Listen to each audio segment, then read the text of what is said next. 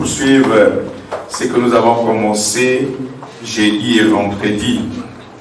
Nous voulons savoir comment on obtient le pouvoir de la domination. Comment obtenir le pouvoir de la domination? Ce que nous savons, c'est que tout le monde est à la recherche du pouvoir pour dominer. Ça, c'est évident. Quand vous voyez l'enfant faire l'école, il fait l'école parce qu'il va avoir un pouvoir pour dominer. Toute la vie tourne autour de ça. La vie que nous voyons là tourne autour de la domination. On veut avoir une position pour dominer, pour prendre des décisions. Dominer aussi, c'est prendre des décisions. Alléluia. Avoir la capacité de décider. Avoir la capacité de faire. Certains donc se retrouvent dans des sectes pernicieuses parce qu'ils cherchent ce pouvoir. D'autres sont prêts à rendre leur dignité et même à sacrifier des humains parce qu'ils veulent avoir ce pouvoir. Alléluia. Amen. Donc, vous voyez, tout le monde se bat pour cela. Mais la domination, c'est ce que nous avons vu aussi dans ces témoignages. Et c'est de ça que nous voulons parler. Beaucoup de gens tuent les autres pour ça. Certains, moi je connais ça. Ça, je n'ai pas allé dans les détails, mais je connais ça. Quand vous voyez les crimes rituels, surtout chez les femmes, on prend les parties du sexe de la femme. Certains, on écrase ça avec certaines choses. Quand les gens là parlent, ils mettent ça sur la rampe. Voilà pourquoi vous le voyez, ils marchent souvent là. Ils tournent là. Ça, j'ai pas besoin de ça. Quand tu parles avec autorité, les démons t'écoutent. Alléluia. Amen. Vous avez vu comment ils ont fui jeudi, vendredi là dans les démons. Amen. Et toi, tu fais quoi dans le corps? Allez, dégage. Dégage pour libérer la personne. Le démon a peur. Tu as le pouvoir de l'autorité. Mais comment obtenir ce pouvoir afin de dominer? L'histoire de la domination commence depuis la création des mondes. Oui, je vous ai parlé des mondes.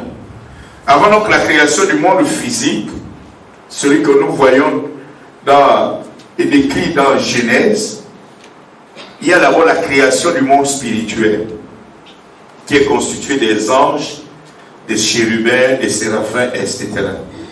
Vous n'allez pas voir dans la Bible, dans le livre de Genèse, comment on a créé le monde spirituel. Vous avez vu, non? Il fallait attendre que Dieu utilise le prophète Ézéchiel ou le prophète Esaïe pour nous révéler qu'avant la création de ce monde physique que nous voyons là, il y a eu le monde spirituel qui a été créé, qui existe. Alléluia. Donc avant la création du monde physique là, que nous avons là, il y a eu d'abord la création du monde spirituel. Et là, Dieu donc va créer les différents anges, des milliards et des milliards.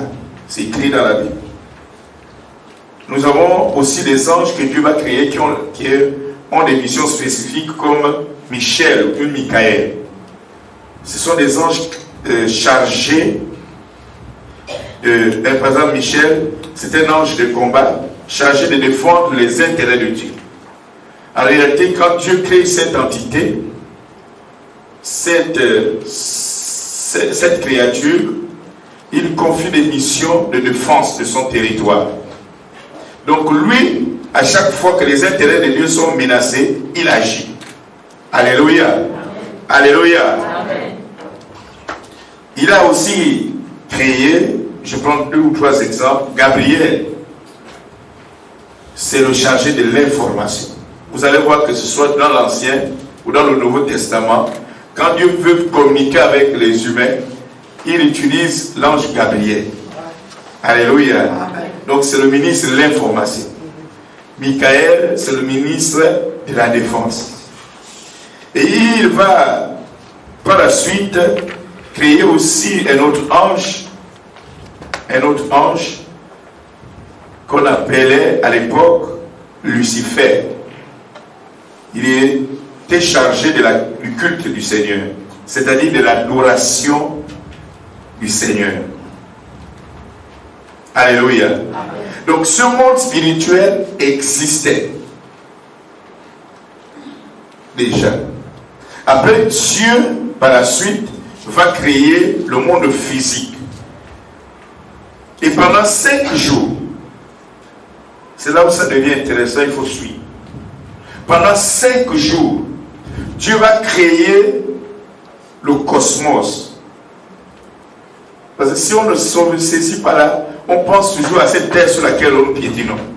Quand on écoute la terre, Dieu va créer le cosmos, c'est-à-dire l'ensemble de tout ce que nous avons là dans le globe terrestre.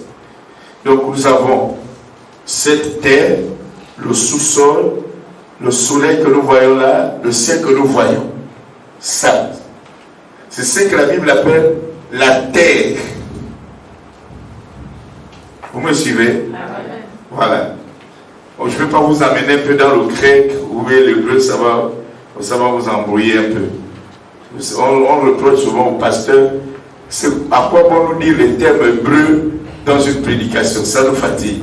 Parfois les gens ont raison, non? C'est barbatif. Hein? Et on va vous dire tout ça, ça va vous déranger. Donc Dieu va créer ça. Voilà pourquoi il dit dans le livre de Genèse, si vous regardez bien, on va regarder ensemble, vous allez comprendre. On va regarder le premier verset. Au commencement, Dieu créa les cieux et la terre. Vous suivez, non? Amen. Les cieux là, c'est pas le ciel là où il siège. Les cieux là, c'est ça que nous voyons là. Là où l'homme a accès. Là où il y a aussi les autres planètes là. Vous êtes en train de me suivre? Oui. Si vous ne comprenez pas dès le départ, vous allez comprendre pourquoi j'insiste sur ça. Dès le départ, si on n'a pas compris ça, on aurait du mal à exercer notre pouvoir d'autorité.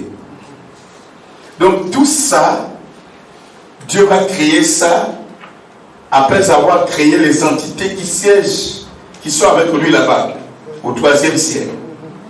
Donc, les cieux qu'on parle ici, c'est le premier et le 2e ciel.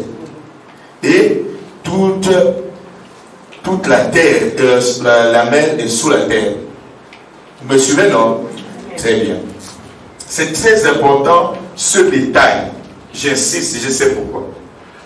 Parce que souvent dans l'exercice de la domination, on s'arrête à un certain nombre de choses. Il y a le bic qui est coincé. Gloire au Seigneur, le bic est sorti. Donc pendant 5 jours, Dieu va créer ce que je viens de vous décrire. 5 jours. Alléluia. Amen. Le 6e jour, il va créer l'homme, son représentant. C'est là où ça devient intéressant. Donc, il prend l'homme, il établit dans la surface que je venais de dire là. Il dit, voici, tu es désormais le gestionnaire, tu peux exercer ta domination, ton pouvoir. C'est bon? Amen.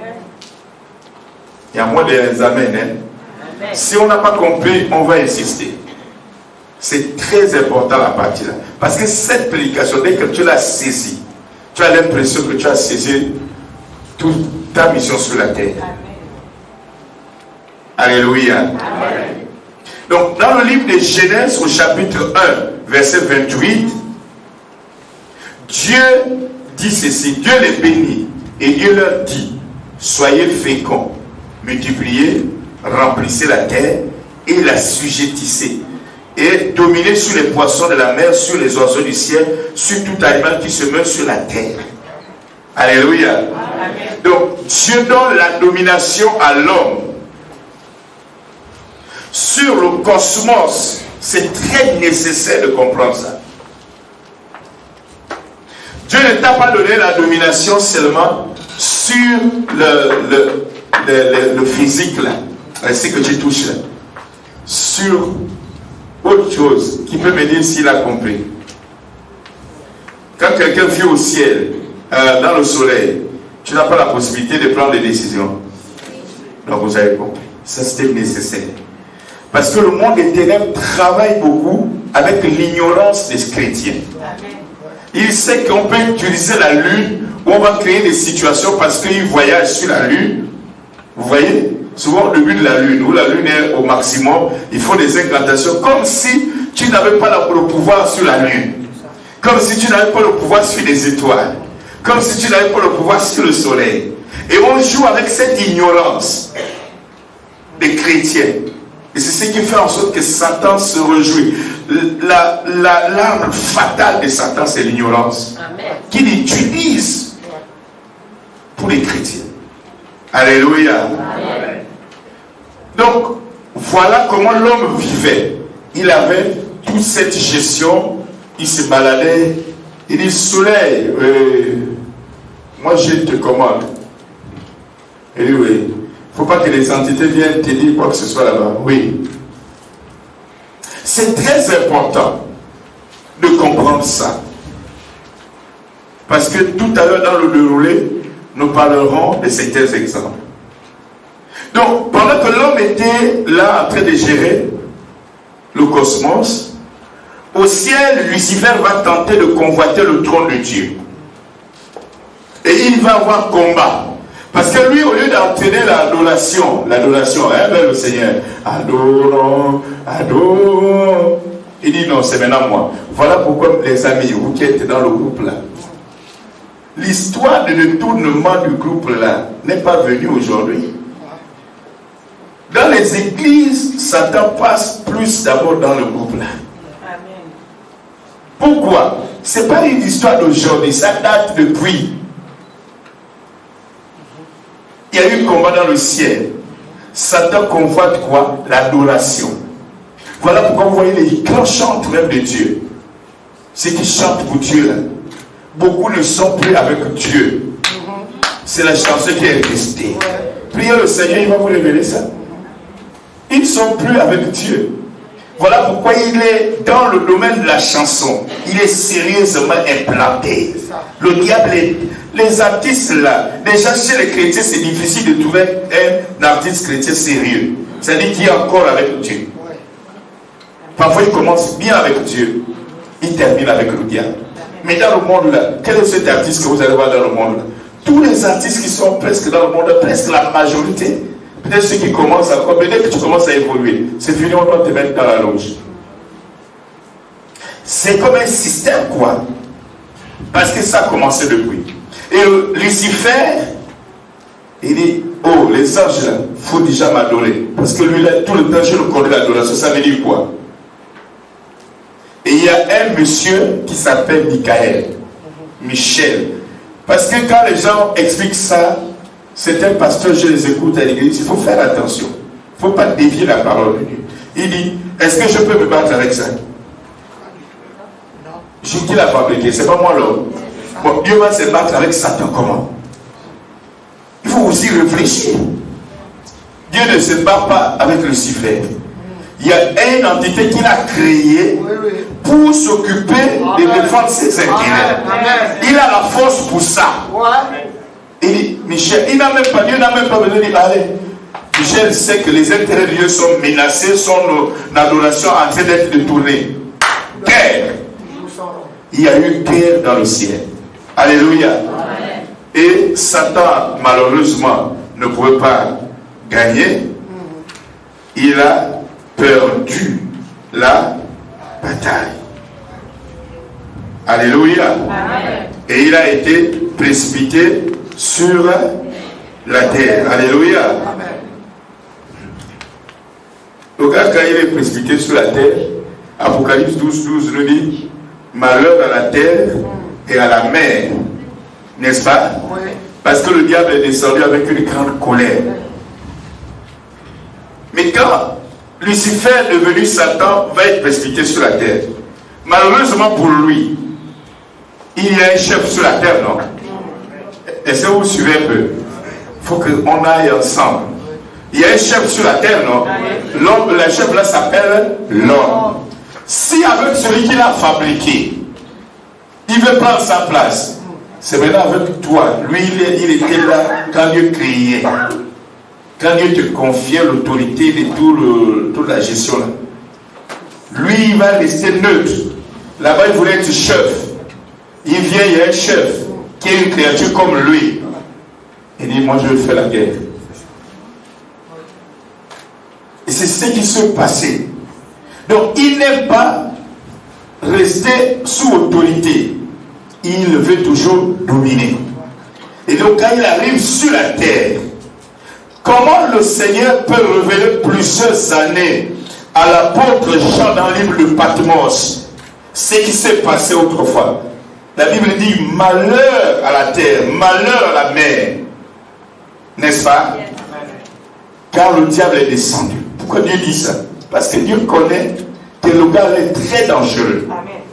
Même avec moi, le Créateur, il l'a fait. C'est pas avec une créature comme lui.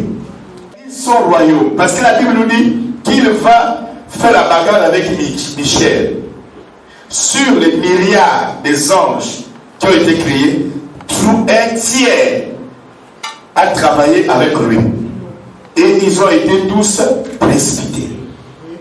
Et il a choisi parmi ces tiers-là, il a organisé son royaume. C'est ce que plus tard, l'apôtre Paul nous révèle dans Éphésiens au chapitre 6.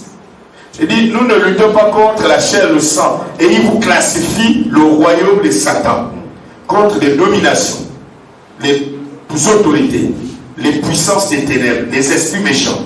Donc il va organiser son royaume de telle sorte que quand il va prendre le pouvoir, il va maltraiter l'homme là qui avait le pouvoir autrefois. Et donc il va arriver sous la forme de serpent dans le jardin. Là nous sommes à Genèse chapitre 3, verset 1. Parce que là, c'est là où il a pris le pouvoir. Donc, il va arriver. Et il va poser une question déstabilisatrice. Beaucoup de chrétiens sont soit déstabilisés. Pas le diable. Parce que le diable sait que dès qu'il pose la question, tu vas commencer à dire, on dirait, quand il péchait le jour-là, je n'écoutais pas bien. Le serpent était le plus rusé de tous les animaux des champs. Genèse 3, verset 1. Que l'Éternel avait fait. Il dit à la femme, Dieu a-t-il réellement dit, vous ne mangerez pas tous les arbres du jardin? Vous comprenez? Il vient dans ton domaine.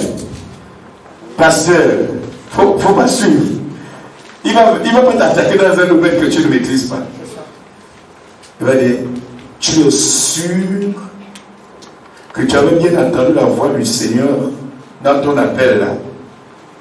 Parce que Dieu ne joue pas avec l'appel. Hein? Tu mets là, des choses là, on dirait que c'était l'apôtre qui a écouté. Hein? Tu es déstabilisé. C'est comme ça qu'il fait. Lui, c'est la ruse. Il te pose une question. Tu es perturbé.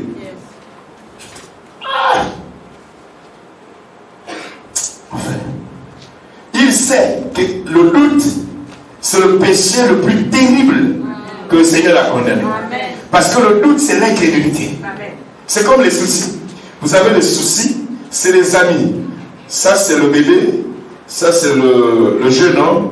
Et ça, c'est le vieillard. Le souci, c'est le bébé. C'est ça le péché là. C'est un seul péché. Le souci, c'est le bébé. Tu commences. Parce que quand tu te soucies, tu doutes de ce que Dieu est capable de faire. Donc le souci va faire naître le jeune homme. Le doute. Et le doute va faire créer quoi? L'incrédulité. Tu ne crois même plus. Hier, tu doutais.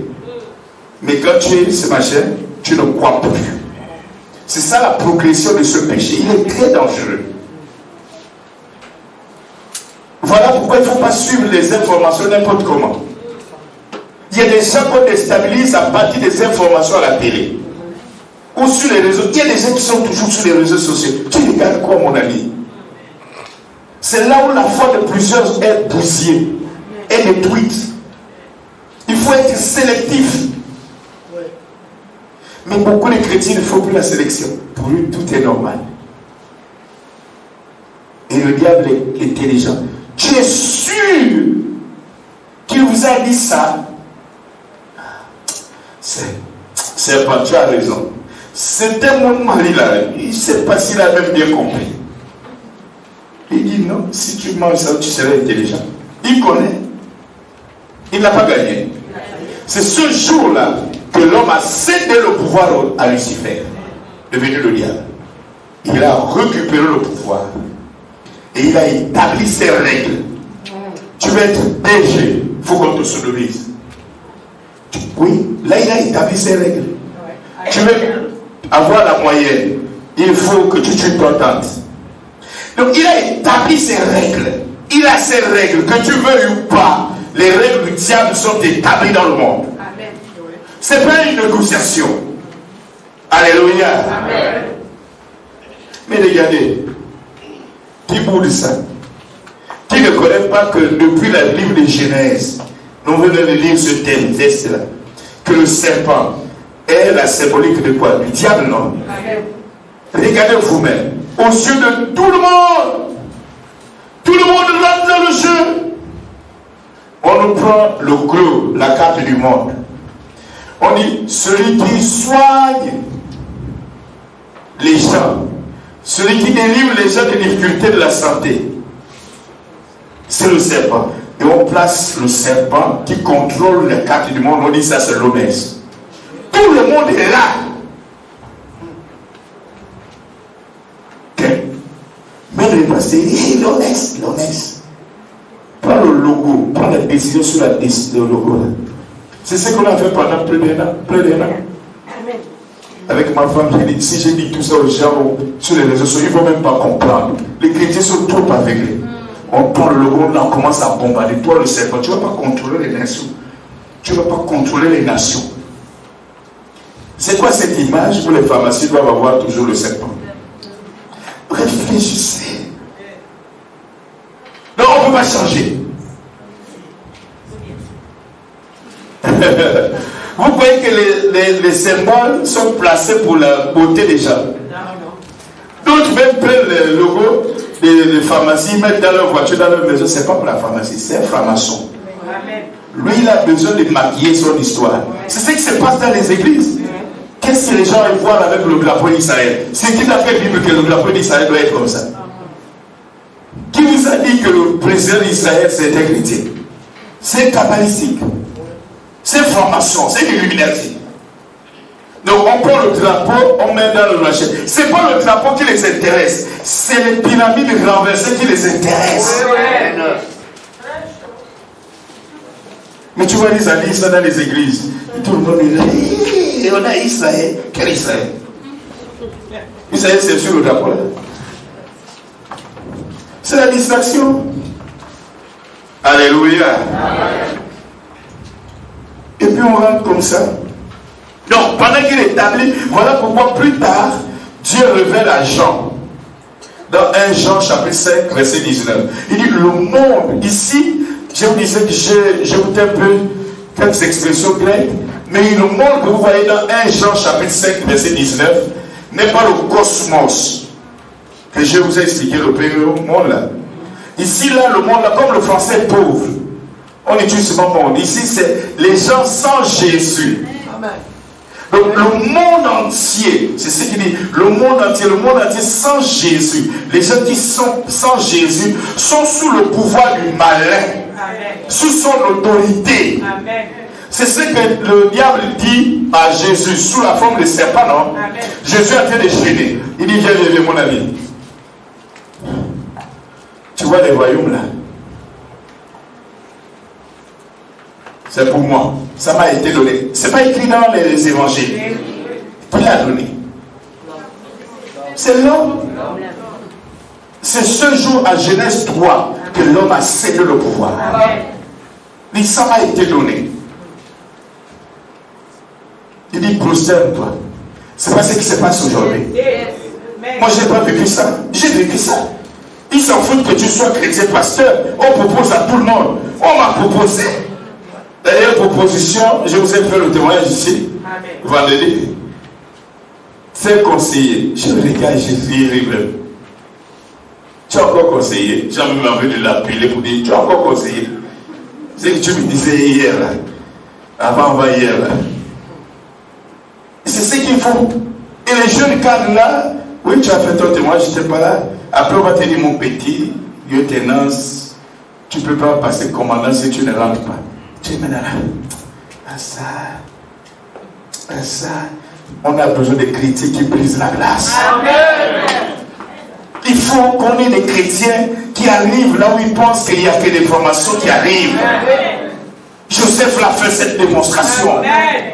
Étudiez Joseph, vous qui êtes là, plein de vie, professionnellement engagé là. Lisez Joseph. L'histoire de Joseph. La Bible dit que pendant qu'ils étaient la pharaon en train de donner, il appelait les mages, les magiciens. C'est les formations, non? Amen. Ils ont dit on ne peut pas, on ne comprend rien. Il est venu là faire la démonstration, tac. Après il dit, le roi s'est retourné, il dit bon, est-ce qu'on peut trouver parmi vous là? Il s'adresse à ses conseillers, les formations comme lui. Est-ce qu'on peut trouver? Il dit, on ne peut pas trouver, il n'y a que lui-même, hein. Il n'a pas été premier ministre. Il a fait la franc-maçonnerie. Donc, il y a des exemples qui existent dans la Bible. Mais la plupart qui gaspillent ça, c'est les chrétiens. Des faux chrétiens. Oui, parce que le jour qu'on aura des vrais chrétiens qui tiennent tête jusqu'au bout, ça va ouvrir la foi aux autres. Ils vont dire, on peut être médecin sans rentrer dans la franc-maçonnerie. Et là, ça va être les gens seront contents. On a plein de gens aujourd'hui dans les églises, mais c'est pas ça. Les témoignages sont bizarres. C'est pas ça. Ils n'assument pas. Ils ignorent qu'ils ont ce pouvoir. Alléluia. Amen. Nous avons le pouvoir. Et puis, quand Satan voyait ça, il était content. Mais il ne savait pas que Dieu a toujours un plan B. Amen. Dieu regarde et dit, moi je n'ai pas créé, Dieu n'a pas créé le cosmos pour Satan. C'est ce que nous pensons. Il y a des inondations, mais c'est Satan qui fait, non? Et on est resté dans une passivité terrible. Hein? La Bible dit, tout a été créé par lui et pour lui. Donc le Seigneur a tout créé. Et il a créé tout ça pour lui. Par lui et pour lui. Est-ce qu'on a compris? Colossiens 1,16. Si on a compris, ça veut dire quoi? Que tout ce qui existe doit exister pour qui? Pour Dieu. Qui est l'héritier de Dieu? Pas l'homme. Là, cette fois-ci, c'est plus l'homme. C'est le chrétien. Alléluia. Donc, Dieu avait un plan B. Tout a été créé par lui et pour lui. C'est très important. Donc, Dieu voyant ça, il rit. Il dit, maintenant, j'envoie mon fils unique. Réglez le compte. Jésus est venu mourir à la croix. Regardez quand Jésus meurt à la croix. Matthieu 27. Vous prenez la référence, si vous sortez des éléments à l'intérieur. Matthieu chapitre 27. Verset 45 à 53. Il y a 4 éléments. Le premier élément, la Bible dit que depuis la 6e heure jusqu'à la 9e heure, il y a eu des ténèbres sur toute la terre. La mort de Jésus à la croix, pendant 3 heures, ça n'a jamais existé depuis que le monde est. C'est pendant 3 heures à la croix, il y a plus de 2000 ans. Il a existé des ténèbres entre 12 heures et 15 heures. Parce que la 6e heure, c'est correspond à 12 heures. Et la 9e heure à 15 heures. Donc de 12 heures à 15 heures, sur toute la surface de la terre, c'était le noir absolu. Amen. Jésus était à la croix. Tout ça pourquoi? Pour prendre le pouvoir récupérer le pouvoir à Satan pour le transmettre à l'homme. La Bible dit le voile du temple, parce que les humains avaient créé leur religion pour dire que non, il n'y a plus accès. Dieu dit c'est fini. Le voile du temple s'est déchiré complètement. Il dit vous avez désormais accès directement au Seigneur. On ne passe plus par le pape, ni par le bishop. Ça choque toujours les pasteurs. Lorsque je dis on a tous le même esprit, ce qui change, c'est la responsabilité. Oui, tu as été baptisé hier. Tu as le même pouvoir que moi. La seule chose qui change, j'ai plus de responsabilité que toi. Alléluia. Les pasteurs n'aiment pas ça. La Bible dit, la terre trembla, les rochers se fendirent. Pourquoi? Parce que Jésus étant à la croix, pendant qu'il y avait cette obscurité, la Bible dit plus tard, il allait dans les régions inférieures. Alléluia. Oh, quand tu lis ce texte avec un esprit de Dieu, l'esprit de Dieu, la Bible dit les sépulcres vont s'ouvrir. Plusieurs corps des saints qui étaient morts ressuscitèrent. Il y a sûrement Abraham, Moïse, Jacob. Tout ce monde était sûrement dans la rue. Et étant sortis des sépulcres, après la résurrection de Jésus, ils entraient dans la ville sainte et apparus au plus grand nombre de personnes. Ils étaient là parce qu'ils étaient en train d'acclamer, oui, le retour du pouvoir vers l'homme. Amen. Il y a eu la résurrection des saints. Ce jour, je suis à la croix. Personne ne le voit encore. Tout est dans le noir. Il est dans les régions inférieures. La Bible dit dans Apocalypse, excusez-moi, Apocalypse 1, verset 18. Et le vivant, j'étais mort, et voici je suis vivant au siècle des siècles. Je tiens les clés de la mort et du séjour de mort. Je suis allé parce que la clé symbolisait le pouvoir. Amen. Il allait dans les régions inférieures. Il a récupéré la clé. Il a dit désormais, toi tu veux le pouvoir. C'est plus comme avant au jardin d'Éden. Tu veux le pouvoir, c'est bien, mais la condition, tu acceptes mon fils Jésus-Christ de Nazareth comme sauveur et Seigneur. Dès que tu l'as accepté, Jean 1, verset 12, il dit, il te donne le pouvoir de devenir enfant de Dieu. Dès que tu es enfant de Dieu, il te transmet maintenant le pouvoir de la domination. C'est là où Luc 10, 19 a un sens. Voici je te transfère, voici je te donne. Il ne donne pas tous les humains qui vont à l'église, il donne à tous ceux qui ont donné leur vie au Seigneur. Tu peux aller à l'église? J'étais à Chibanga 2015 avec les pasteurs. J'avais une forte délégation. Les pasteurs. Et on a commencé à prier pour les cas. Il y a un des pasteurs que les démons ont failli gifler. Amen. Quand il commence à prier, le démon dit, toi, sale, toi, sale. Il ne faut pas copier. Amen. On ne copie pas chrétien, on le devient. Amen. En acceptant Jésus. Là, les démons tremblent, même à ta présence. Voilà pourquoi quand il y a des gens qui ont des esprits là, quand tu t'approches de lui, il se sent machin comme ça, bizarre là. C'est pas lui-même, c'est les démons qui sont en lui. Parce qu'ils savent que le chef est là. Le chef est présent. Il y a des gens qui ne supportent pas la présence des hommes et des femmes de Dieu. Parce qu'il sait, quand tu es là, même en train de faire ta sécurité, il est mal. Les démons ont mal. Il dit, oh, le propriétaire, le chef est là. Le chef est là. Et quand tu as le pouvoir de dominer, vous voyez, il y a la pluie. On ne peut pas avoir la pluie.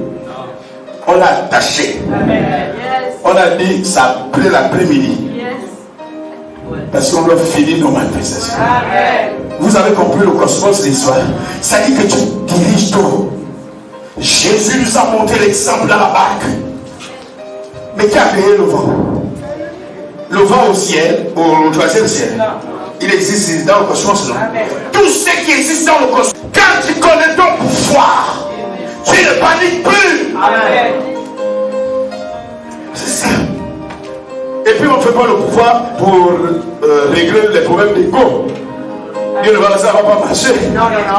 Tu es au boulot, on te dit, la Bible dit respecte un chef. Il dit, oh, tu as fait tel boulot, je vais te faire demande d'explication. Ah, je vais t'enlever. Hein? Ça ne va pas marcher, mon ami. Ça ne marche pas comme ça. Ça marche dans la justice. Amen. Parce que le trône de Dieu est équilibré. Il a la justice et l'équité. Alléluia. C'est pas pour les égaux. Vous dites que non, quand j'étais à tel endroit, celui-là me faisait ce jeûne, maintenant faire le jeûne pour non, ça ne marche pas comme ça. Il faut que les réseaux soient valables. Il faut que ça touche le cœur de Dieu. Nous avons le pouvoir. Nous ne l'exerçons pas. Alléluia. N'exerçons pas. L'église est nouvelle. C'est nous-mêmes. Je vous prends combien de témoignages. Nous avons le pouvoir. C'est nous qui ne savons pas exercer ou qui ne voulons pas exercer. La nature a horreur. Vous êtes d'accord avec moi? Si on constate qu'il y a le vide, les gars s'installent. Et oh, le gars qui a le pouvoir là, il ne veut pas exercer. Alléluia. Amen. Je voulais nous entretenir ce matin sur ce sujet important. Nous avons le pouvoir de marcher sur toute la puissance de l'ennemi.